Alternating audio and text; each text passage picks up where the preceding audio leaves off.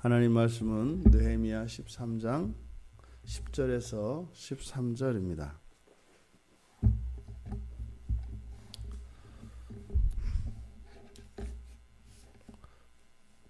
우리 같이 함께 읽겠습니다.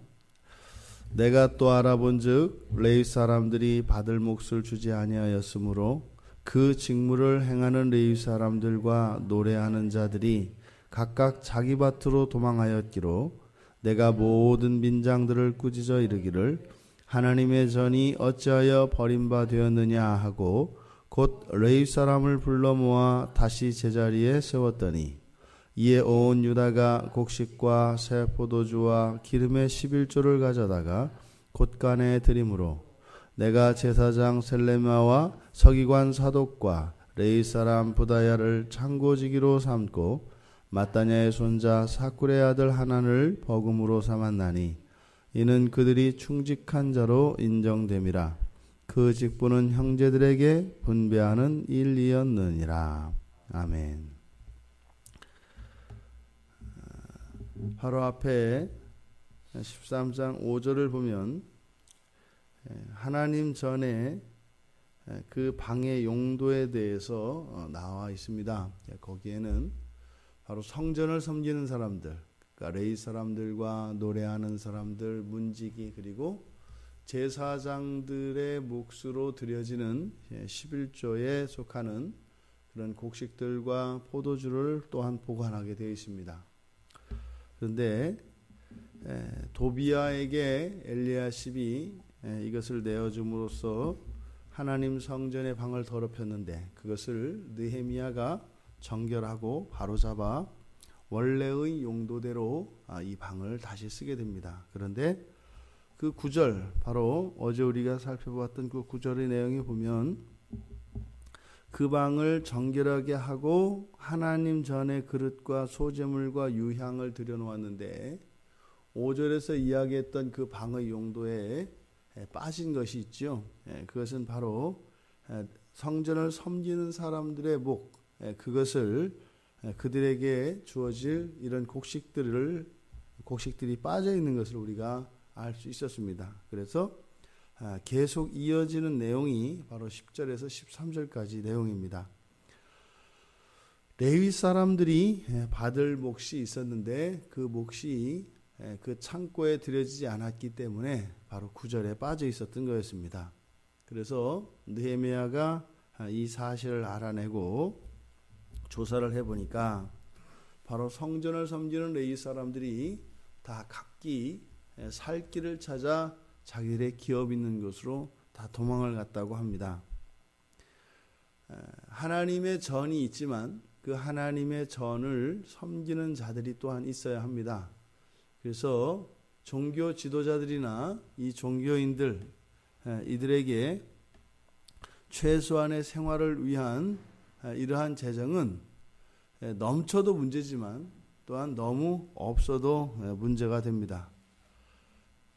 이러한 종교 지도자들의 이 종교인들, 성전을 섬기는 자들에게 필요한 재정 원칙은 사도 바울이 빌립보서 4장 12절에서 이야기한 것처럼 부요함에 처할 줄도 알고 또한 빈곤함에 처할 줄도 비참에 처할 줄도 아는, 그래서 그 재정에 대해서 매우 자유로울 수 있어야 합니다.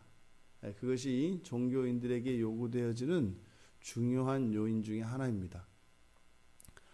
우리나라가 과거에 공무원들의 그 봉급이 굉장히 적었던 시절이 있습니다. 그러니까 나라에서 주는 그 봉급만으로는 생활이 도저히 불가능한 그런 때가 있었습니다. 요즘에 이제 많은 그 젊은이들 가운데 좋은 직업, 선호하는 직업 중에 하나가 교사인데 과거에는 이 교사라는 직업이 그다지 그렇게 어떤 요즘 사람들이 생각하는 것처럼 시간적인 여유가 있고 재정적으로 풍족한 그런 직업으로 여겨지지 않았습니다. 어쨌든 과거에 공무원들이 그렇게 봉급이 너무 작아서 생활하기 어려울 당시에 부정부패가 만연했었습니다. 이제 먹고 살려니 그것을 다른 데에서 알아서 개인적으로 불법을 저지르면서 그렇게 그러한 돈들을 불법적으로 이렇게 이제 모으는 그런 일들이 있었습니다. 교회도 그런 것 같아요. 교회도 이 재정적인 부분이, 그러니까 왜 어떤 목사님들이 이렇게 중간중간에 보면 뉴스에 이렇게 보도되어지며 굉장히 부정적인 사례로 이렇게 나오는 이야기들을 들어보면 하나 없이 이렇게 생활을 하다가 보니까요. 그러다가 어느 정도 이렇게 이제 교회가 성장하고 성도들이 많아지면서, 그러니까 흔히 말하는 이 돈의 맛을 보면 거기에서 못 태어나는 것 같아요.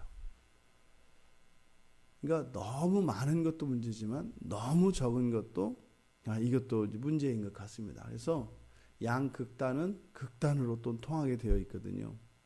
오늘 성경에서도 성전을 섬기기 위해서 특별히 구별되었던 이 사람들이 먹고 사는 문제 때문에 이들이 자신들이 해야 될 그 일들을 내려놓고 다 도망갔다라고 이야기를 합니다. 물론 지금 이 문맥에서 보면 전혀 이들에게 공개가 이루어지지 않았기 때문에 거의 생활이 불가능한 정도였다는 것은 우리가 익히 짐작할 수 있습니다. 그런데 이에 대해서 매우 성경은 부정적인 보도를 하고 있는 거죠. 왜냐하면 이들을 도망갔다라고 이야기하고 있기 때문입니다. 느헤미야는 이 사실을 알고 민장들을 꾸짖고 레위 사람들을 다시 불러 모아 제자리에 세웁니다. 성전을 섬기는 사람들이 없는 성전은 제 기능을 감당할 수가 없게 되죠.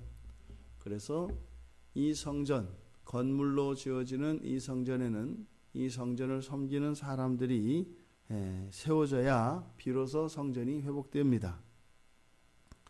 온 유다가 이어서 곡식과 새 포도주와 기름의 11조를 이제는 가져오게 되고 그것을 그 방에 드리게 됩니다. 그리고 여기에 서기관과 레위 사람을 창고지기로 삼습니다.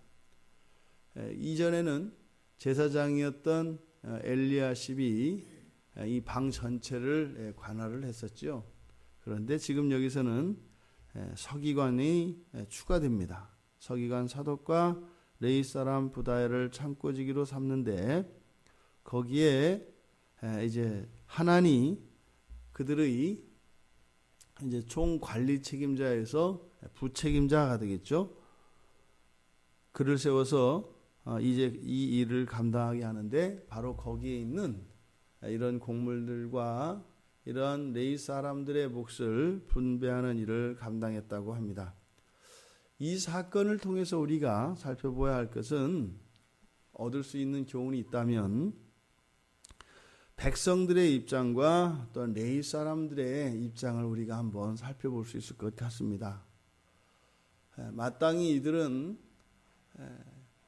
하나님 전을 섬기는 사람들을 공개해야 합니다. 그런데 섬기지 않았던 것이죠. 또 이 레위 사람들은 이렇게 섬김을 받지 못한다 하더라도 그들의 책임의 자리, 즉 성전을 섬기는 그 일을 내려놓고 도망가서는 안 되는 겁니다. 이 둘 가운데 어느 한쪽만 그 자리를 지켰더라면 신앙은 보존되어지고 그리고 후손들에게 전수되어질 수 있었을 것입니다. 이 둘 다, 백성들과 레위 사람들 둘 모두가 다 각자 자기에게 주어진 그 책임을 다하지 못했기 때문에 바로 이스라엘이 바벨론에서 예루살렘으로 돌아와 성전을 재건하였지만 그들의 신앙이 온전히 회복될 수 없었던 것을 보게 됩니다. 이것을 오늘날 우리들의 신앙에 적용한다면 교회를 섬기는 이들이 있습니다. 그들은 저와 같은 이런 목회자들을 비롯해서 또한 교회의 직분자들입니다.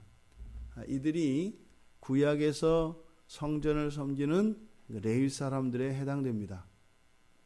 그래서 이 직분자들과 또한 교회의 성도들, 이 평신도들이 어느 한쪽에서 본인들의 그 책임에 최선을 다하고 그 직분을 잘 감당한다면 최소한 그 신앙은 보존될 수 있다는 것입니다.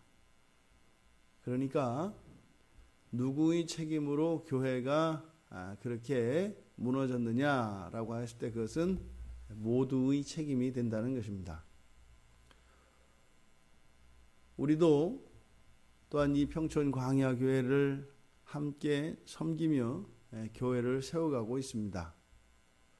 이것은 직분이 있는 사람들이든 그렇지 않은 사람들이든 우리가 예수 그리스도를 믿고 구원에 이르러 하나님 나라의 백성이 되어진 것은 또한 이 교회 안에서 또 교회를 이루는 한 구성원으로서 맡은 책임이 있다는 것을 의미합니다. 이 교회가 우리들의 삶의 중심에 있어야 하는 이유는 이 세상을 살아가되 또한 동시에 우리들은 하나님 나라를 살아가는 사람들이기 때문입니다. 부디 오늘 우리들의 하루의 삶이 또한 우리들의 신앙을 보존하고 그 신앙을 우리의 자녀들의 세대로 전수하는 그 일이 의미가 있는 한 날이 되기를 바랍니다. 우리는 살다가 주님이 오시기 전에 이 세상을 떠나게 될 것입니다. 우리는 갈 것이지만 주님이 오실 때까지 우리의 신앙은 잘 보존되고 전수되어져야 합니다. 이것은 우리가 인생을 살아가며 가져야 할 큰 의미인 것을 기억하시기 바랍니다. 그래서 이 기독교 신앙이 왜곡되지 않고 부패되지 않으며 온전한 우리들의 신앙이 전수되어지므로 우리들의 가정과 우리들의 교회 위에 하나님의 영광의 빛이 날마다 더하여지기를 주님의 이름으로 축원드립니다.